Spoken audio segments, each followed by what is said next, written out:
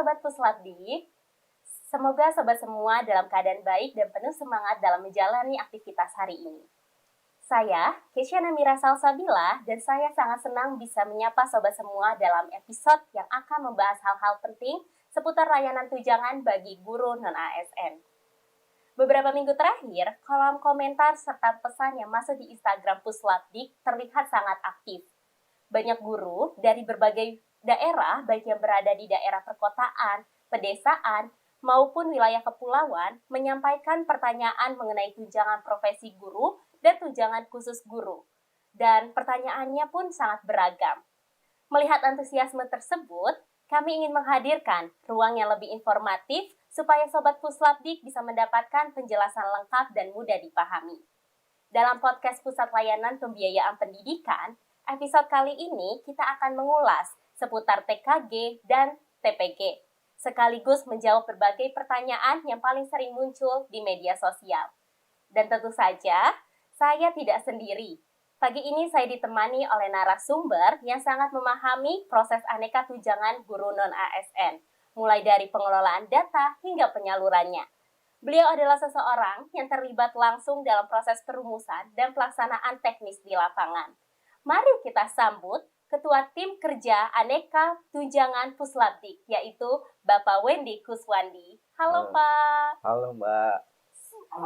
Apa kabar nih Pak? Alhamdulillah, baik-baik. Alhamdulillah baik ya. Sebelumnya terima kasih Pak Wendy sudah berkenan hadir bersama kami dan siap berbagi informasi untuk sobat-sobat Puslabdik semuanya. Mungkin kita mulai langsung aja kali ya Pak. Boleh. Jadi sebelum kita masuk ke pembahasan mengenai TPG dan TKG, saya ingin mengajak Sobat Puslabdik semua untuk mengenal dulu tempat lembaga kita bernaung ini nih Pak. Masih ada yang banyak bertanya di media sosial, sebenarnya apa sih Pusat Layanan Pembiayaan Pendidikan itu atau yang biasa dikenal dengan Puslabdik? Mungkin Bapak bisa jelaskan nih terlebih dahulu apa itu Puslabdik dan apa saja program yang dikelola oleh Pusat Layanan Pembiayaan Pendidikan. Oke, baik Mbak Kesia. Puslabdik, Pusat Layanan Pembiayaan Pendidikan, itu adalah salah satu unit utama di bawah naungan Kementerian Pendidikan Dasar dan Menengah. Kita unit utama yang berada di bawah langsung koordinator dengan Sekretariat Jenderal. Nah, program-program yang ada di Puslabdik ini ada 4.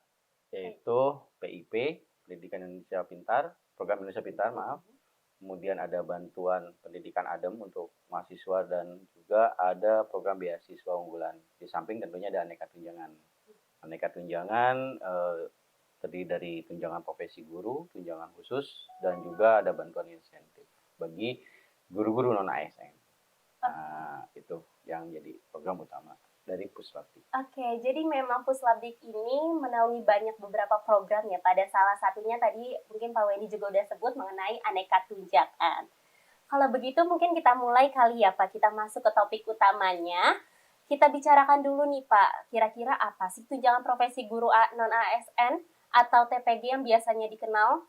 Dan banyak sekali yang menanyakan hal ini. Bisa dijelaskan secara sederhana Pak, apa itu TPG dan guru seperti apa yang berhak menerimanya?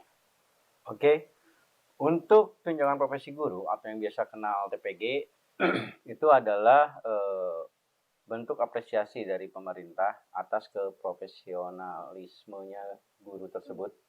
Bentuk penghargaan karena dia setelah mempunyai sertifikat pendidik. Jadi kami dari pemerintah memberikan bantuan tunjangan profesi guru. Kemudian untuk tunjangan khusus guru, yaitu tunjangan yang diberikan bagi guru-guru yang bertugas di daerah khusus, daerah tertinggal, terpencil, dan dengan kendala-kendala tertentu tentunya. Nah, adapun syarat-syarat dari guru untuk mendapatkan tunjangan profesi, itu sudah pasti guru tersebut harus memiliki serdik. Itu yang utama. Di samping itu harus tercatat di Dapodik, mempunyai NRG. Kalau kebetulan yang di Puslabdik ini mengelola yang bukan non-ASN, maka dia berstatus bukan ASN. Kemudian juga memiliki penghasilan tetap yang diberikan yang diberikan oleh pemerintah daerahnya maupun oleh yayasan di mana guru tersebut bernaung, aktif mengajar sesuai dengan beban kerjanya yang diatur oleh undang-undang atau peraturan. Tapi yang pasti guru itu harus mempunyai serdik dulu untuk bisa mendapatkan tunjangan profesi. Kalau untuk daerah khusus, selagi dia memang bertugas di daerah yang tercatat sesuai Permendikbud nomor 160, maka dia berhak juga mendapatkan tunjangan khusus. Jadi syaratnya yang pertama TPG itu serdik. Yang kedua dia harus bertugas di daerah khusus untuk yang TKG. Oke, baik Pak. Dan kalau mengenai penyalurannya itu seperti apa Pak? Mungkin dari kadang banyak sobat puslabdik itu bingung, yang ASN apakah sama dengan non ASN? Penyalurannya itu seperti apa? Penyaluran baik ASN maupun non ASN itu langsung ke rekening guru tersebut. Hanya yang membedakan sumber penyalurannya. Untuk yang ASN sejak awal tahun 2025 diberikan langsung oleh Kementerian Keuangan langsung ke rekening guru. Untuk yang non ASN melalui Puslabdik dengan APBN pusat juga tentunya itu juga sama langsung ke rekening guru. Nah, prosesnya guru-guru tersebut harus mengisi data dirinya di Dapodik melalui operator sekolah. Nah, setelah data itu terinput di Dapodik, maka nanti operator sekolah akan memberikan approval di Dapodiknya untuk kemudian diterima oleh operator dinas pendidikan, baik kota, kabupaten maupun provinsi. Untuk jenjang Dikdas dan PAUD itu ada di kabupaten atau kota. Untuk jenjang Dikmen dan pendidikan khusus itu ada di dinas pendidikan provinsi. Nah, nanti oleh dinas pendidikan provinsi akan diusulkan melalui aplikasi Simtun ke pusat. Nah, nanti setelah itu kemudian teman-teman di Sesdijen GTK akan memverval dulu data-data yang dikirim oleh dinas pendidikan. Kemudian setelah dinyatakan valid, maka akan dikirimkan ke Puslabdik untuk divalidasi di Puslabdik dan kemudian dikeluarkan SKTP-nya untuk selanjutnya dilakukan pembayaran langsung ke rekening guru-guru tersebut. Oke, baik. Jadi mungkin bagi sobat Puslabdik semua mengenai penyaluran tunjangan ini, jadi sobat-sobat semua perlu dicek lagi ke operator untuk apakah sudah tepat dan benar kevalidan datanya, gitu ya Pak? Betul. Baik Pak, jadi ada salah satu pertanyaan yang paling sering ditanyakan oleh sobat-sobat Puslabdik di komentar Instagram nih Pak. Jadi pertanyaannya mengenai skema penyaluran tunjangan. Banyak guru yang merasa sudah sertifikasi, sudah mengajar, tetapi masih bingung bagaimana prosesnya untuk memperoleh TPG dan TKG nih Pak. Bisa Bapak jelaskan skema atau alurnya seperti apa? Secara garis besar intinya guru tersebut harus di SK-kan oleh kepala sekolahnya dulu. Beban mengajarnya, jumlah kelas yang diampunya, ada beberapa persyaratan. Namun intinya kalau guru tersebut sudah mencukupi 24 jam mengajar atau minimal 18 jam untuk kelas-kelas tertentu, maka dia bisa diusulkan sebagai penerima tunjangan profesi. Nah, nanti sistem yang akan membaca itu apakah semua persyaratan sudah terpenuhi, baik data dirinya yang ada di Dapodik maupun data-data lainnya. Kalau itu terpenuhi dan sistem membaca itu valid, maka guru tersebut akan bisa menerima tunjangan. Baik Pak, jadi emang semua ini berbasis pada data ya Pak. Jadi sehingga kelengkapan dan keakuratan data di Dapodik itu sangat menentukan kelancaran pada penyaluran tunjangan. Jadi seperti itu sobat-sobat Puslabdik semua. Baik sobat Puslabdik, ini catatan penting untuk kita semua. Pastikan data guru di Dapodik itu diinput dengan benar, lengkap, dan diperbarui sesuai persyaratan yang ditetapkan. Koordinasi antar guru, operator sekolah, dan dinas itu juga menentukan kelancaran prosesnya, begitu ya Pak? Ya, betul Mbak Kes. Oke, jadi Pak ada satu fenomena nih Pak yang sering muncul yaitu tunjangan yang SK-nya terbit di tahun berjalan. Tetapi pembayarannya itu dilakukan di tahun berikutnya Pak. Atau bisa disebut carry over ya Pak. Mungkin bisa dijelaskan Pak apa penyebab terjadinya carry over tersebut? Carry over itu terjadi biasanya ketika SK yang diusulkan oleh Dinas Pendidikan baik kabupaten, kota maupun provinsi melewati masa pembayaran tahun anggaran berjalan. Oke. Nah, tahun anggaran berjalan itu ada batasannya yang dikeluarkan oleh KPPN. Biasanya setelah tanggal 15 Desember maka tutup buku keuangan negara ini. Nah, ada SK yang baru diusulkan melewati tanggal 15 Desember misalnya. Nah, itu otomatis dia akan diakui. Cuma akan diakui sebagai penerima TPG. Namun pembayarannya tidak bisa dilakukan di tahun itu. Kenapa? Karena kas negara sudah tutup di tanggal 15 Desember. Maka dia akan dibayarkan di tahun berikutnya. Dan itu tidak menggugurkan haknya guru.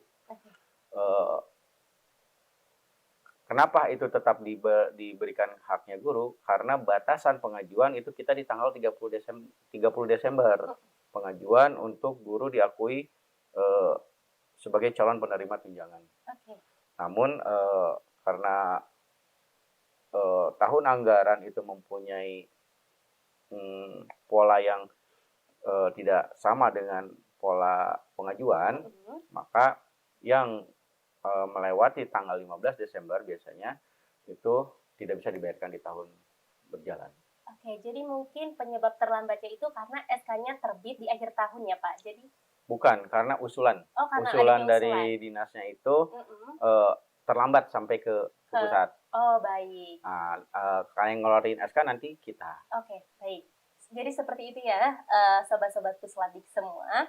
Mungkin ada satu pertanyaan berikutnya nih Pak, yang juga tidak kalah sering ditanyakan, yaitu TPG dan TKG itu sebenarnya dilakukan per bulan kah, per 3 bulan kah, atau per semester, atau bagaimana Pak? Kalau perhitungannya per bulan. Per bulan. Tapi pembayarannya sampai hari ini dengan peraturan yang berlaku itu masih dibayarkan per triwulan atau 3 bulan sekali. Jadi dalam 1 tahun guru akan menerima 4 triwulan. Biasanya kita melihatnya itu TW1, TW2, TW3, dan TW4. Nah, itu masanya yaitu TW1 berlaku dimulai sejak April atau akhir Maret biasanya. Kenapa? Karena perhitungannya kita menghitung dulu TW1 itu Januari sampai Maret. TW2 April sampai Juni. TW3 Juli, Agustus, September. Dan TW4 Oktober, November, Desember. Nah, itu masa pembayaran triwulannya. Namun saat ini sedang digodok lagi nih. Apakah memungkinkan untuk tahun yang akan datang TPG ini bisa dibayarkan tiap bulan? Dan kalau nanti sistem bisa memastikan itu dengan baik, mungkin Pak Menteri sudah menyampaikan sebetulnya akan dilakukan upaya untuk mulai tahun depan akan dilakukan pembayaran tiap bulan. Jadi memang tapi untuk sampai saat ini masih per triwulan. Tapi sedang diusahakan ya Pak untuk nanti tahun depan itu per bulan seperti itu ya. Baik Pak, lanjut kali ya Pak kita. Boleh. Beberapa waktu terakhir ini nih Pak, banyak sobat Pusladik yang juga menanyakan apakah ada perubahan Pak, aturan atau kebijakan baru terkait tunjangan guru ini. Bisa Bapak sampaikan update terbarunya agar guru-guru bisa mengikuti perkembangan secara jelas. Kalau update terbaru sama sekali mungkin belum ada ya kalau terkait dengan kebijakan atau aturan main tentang persyaratan terkait tunjangan profesi. Cuma seperti yang tadi sempat saya sampaikan sebelumnya bahwa mungkin akan ada perubahan pola pembayaran yang dari per triwulan akan menjadi tiap bulan. Namun itu masih digodok oleh pimpinan dan juga oleh tim teknis terkait dengan aplikasi perubahan pembayaran dari per triwulan menjadi per bulan.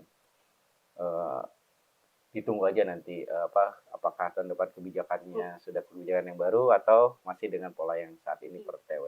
Baik, jadi mari kita berdoa bersama-sama kali ya Pak. Semoga nanti pembayaran ke depannya di tahun berikutnya, seperti yang tadi Pak Wendy sudah sampaikan, semoga ada upaya dari pemerintah pusat untuk pembayarannya itu dilakukan setiap sebulan sekali, bukan 3 bulan, bukan triwulan yang saat ini kebijakannya seperti itu, tapi sedang adanya pengupayaan, seperti itu ya Pak. Baik Pak, informasi tadi tentu membantu Sobat Puslabik semua memahami kondisi terkini mengenai tunjangan guru non-ASN. Sebelum kita masuk nih Pak ke sesi tanya jawab, mungkin saya ingin menegaskan beberapa poin penting yang tadi Bapak sudah sampaikan, agar semuanya ini memiliki gambaran yang sama ya Pak.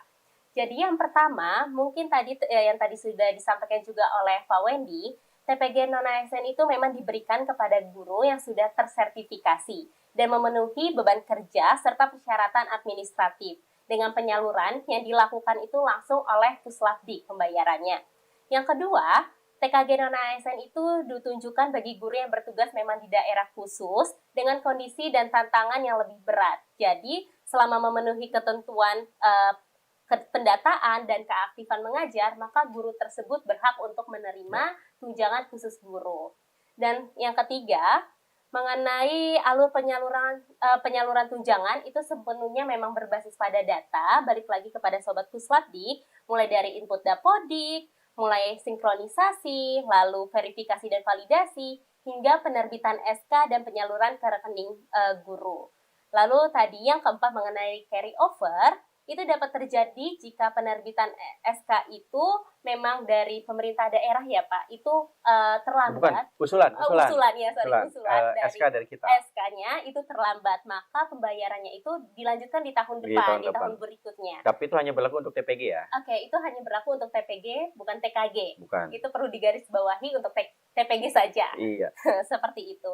Lalu yang kelima, pola penyaluran TPG dan TKG ini mengikuti sistem triwulan, tapi di tahun berikutnya, di tahun 2026, dari pemerintah pusat ini lagi ada pengupayaan untuk pembayarannya itu dilakukan setiap sebulan sekali. Jadi mungkin kita bisa berdoa bersama-sama, semoga hal ini benar-benar bisa terlaksana. Jadi bagi guru-guru di sana tidak perlu khawatir, kita sama-sama mengupayakan yang terbaik. Seperti itu ya Pak. Betul. Yang keenam, memang sampai saat ini di tahun ini belum ada kebijakan terbaru. Jadi mungkin kebijakan terbarunya itu akan terjadi di 2026, mengikuti tadi untuk pembayaran itu akan dilakukan pada sebulan sekali, tetapi bukan tiap triwulan seperti itu. Jadi saya sangat berharap banget bagi Sobat Puslabdik kini memiliki gambaran utuh tentang bagaimana tunjangan guru non-ASN dikelola serta disalurkan. Oke, baik Pak, kita lanjut ke sesi tanya-jawab ya Pak, yang sering banget nih ditanya-tanya oleh sobat-sobat semua, terkhususnya di akun Instagram kami. Jadi mungkin dari pertama ini dari Bunda Anino, apa penerima TKG itu memiliki kuota Pak? Karena di sekolah kami tidak semua guru menerima, termasuk saya dan 2 orang teman saya.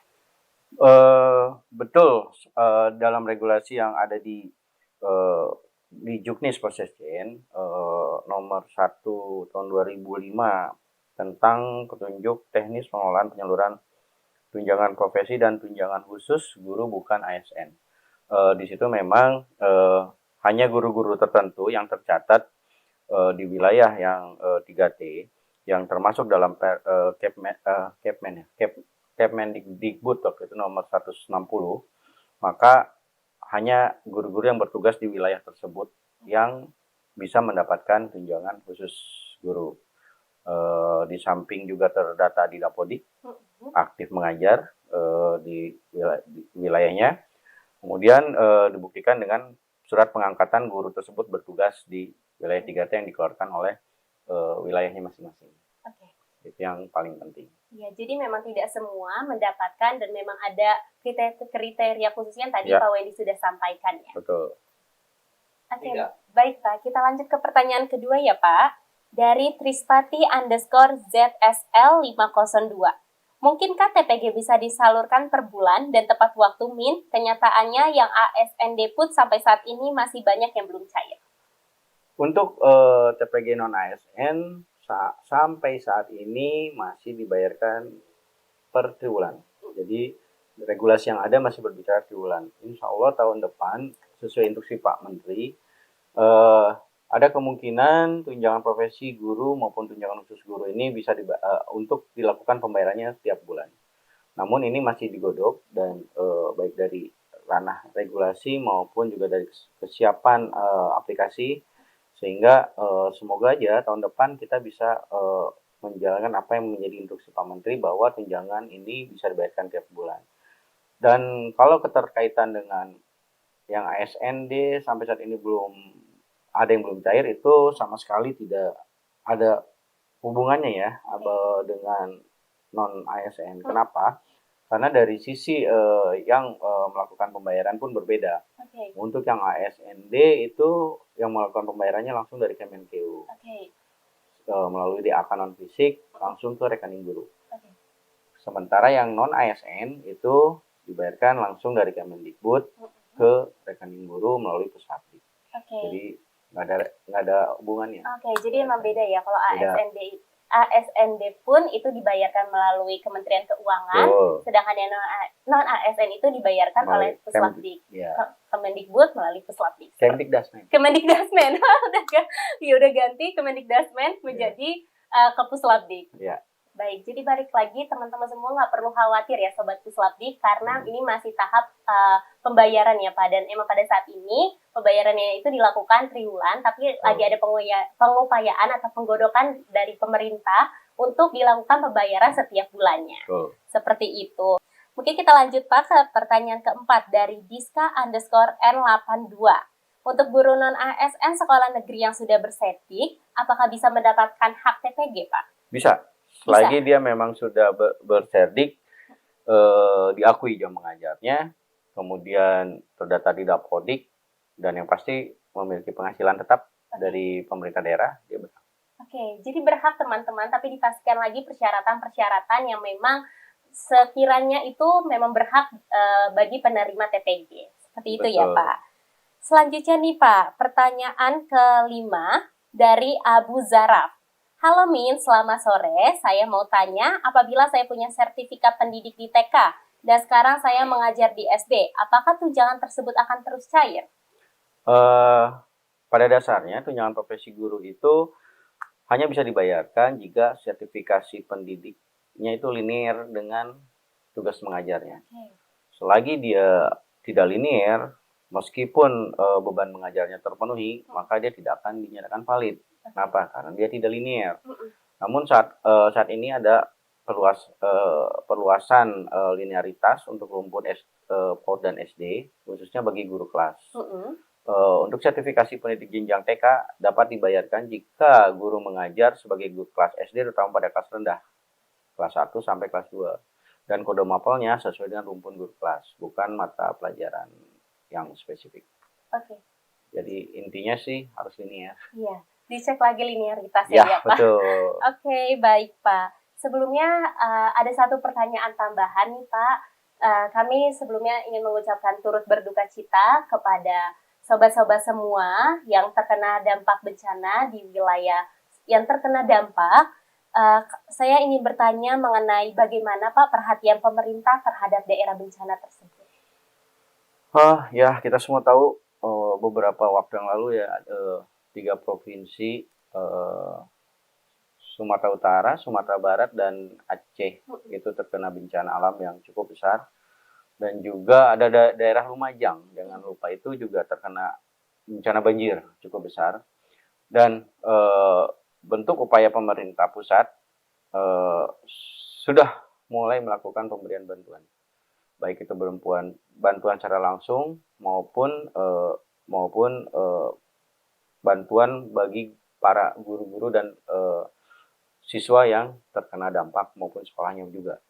Nah, khusus untuk guru, ketika pemerintah daerah sudah mengeluarkan surat edaran yang menyatakan bahwa daerahnya itu terkena dampak bencana alam, itu menjadi dasar bagi kami bisa memberikan bantuan khusus bencana alam, yang mana nilai satuannya sama dengan dengan satuan bulanan TPG atau TKG reguler. Di mana hitungannya dalam satu bulan hitungannya saat ini 2 juta diberikan hanya 1 kali TW. Jadi para guru-guru yang kena bencana insya Allah akan dibantu melalui tunjangan khusus guru non ASN terdampak bencana alam. Dan itu akan kita bayarkan secepatnya begitu anggaran dari Kemenkeu turun. Jadi memang sudah ada pengupayaan ya Pak dari pemerintah bagi guru-guru yang terdampak, dan semoga semua ini cepat pulih ya Pak, agar guru-guru juga bisa mengajar dan siswa-siswi semua bisa kembali untuk sekolah ya Pak. Betul. Dan akan kita bayarkan di 1 bulan di bulan ini, untuk 2 bulannya kita di tahun depan. Oke, baik. Jadi seperti itu ya Pak. Iya. Baik Pak Wendy, terima kasih banyak atas jawabannya Pak Wendy untuk seluruh pertanyaan tadi yang sering sekali ditanyakan oleh Sobat Puslabdik semua. Semoga rangkaian tanya jawab ini bisa membantu kita semua memahami mengenai aneka tunjangan, yaitu tunjangan khusus guru non-ASN maupun tunjangan khusus guru non-ASN. Baik Pak, sebelum kita masuk ke penutup nih Pak, mungkin Bapak bisa memberikan beberapa tips untuk guru agar proses mereka ini bisa berjalan lancar. Satu tips saya, bahwa dan hal ini sering saya sampaikan ke teman-teman di dinas, baik operator sekolah maupun teman-teman dinas yang membidangi pendidikan, guru dan tendik, tolong sampaikan kepada Bapak Ibu guru di wilayahnya masing-masing agar memperhatikan dapodiknya. Mohon data dapodik diisi dengan benar dan dipastikan tidak ada kesalahan dalam penginputannya, dan selalu dilakukan updating data ketika memang ada update dari individunya sendiri itu. Misalnya ada kenaikan pangkat bagi ASN, ya kan, kenaikan golongan, dan itu berpengaruh ke gaji kan. Nah, maupun hal-hal lainnya yang memang berkaitan dengan kepentingan tunjangan baik profesi maupun tunjangan khusus. Jadi satu pesan saya, pastikan dapodik yang Bapak Ibu isi itu adalah benar, terutama NIK dan NPWP itu wajib. NIK dan NPWP. Ya. Jadi pastikan lagi kevalitan datanya dan selalu diupdate ya Pak, betul. Karena itu sangat berpengaruh terhadap penghasilan Bapak Ibu guru juga. Betul. Baik Pak Wendy, itu salah satu tips yang mungkin bisa menjadi pegangan untuk guru-guru semua agar penyalurannya itu dimudahkan dan dilancarkan. Ini penting sekali untuk dicatat. Jadi Pak Wendy, sebelum kita tutup, apakah ada pesan singkat nih Pak untuk guru-guru yang sangat keren-keren di wilayah seluruh Indonesia? Untuk Bapak Ibu guru, tetap semangat, selalu berjuang untuk masa depan Indonesia, karena adik-adik peserta didik kita yang saat ini Bapak Ibu ajar adalah cerminan masa depan Indonesia di masa yang akan datang. Jadi tetap semangat dan sukses. Alhamdulillah, amin ya Allah. Terima kasih banyak Pak Wendy untuk waktunya dan penjelasan lengkapnya hari ini. Sobat Puslabdik, semoga seluruh informasi dalam episode ini membantu menjawab pertanyaan-pertanyaan yang memang seringkali menjadi kebingungan bagi sobat semua. Terima kasih sudah mendengar sampai akhir. Saya Kesyana Mira Salsabila, pamit undur diri. Sampai jumpa di episode berikutnya. Mari kita wujudkan pendidikan bermutu untuk semua. Terima kasih. Terima kasih.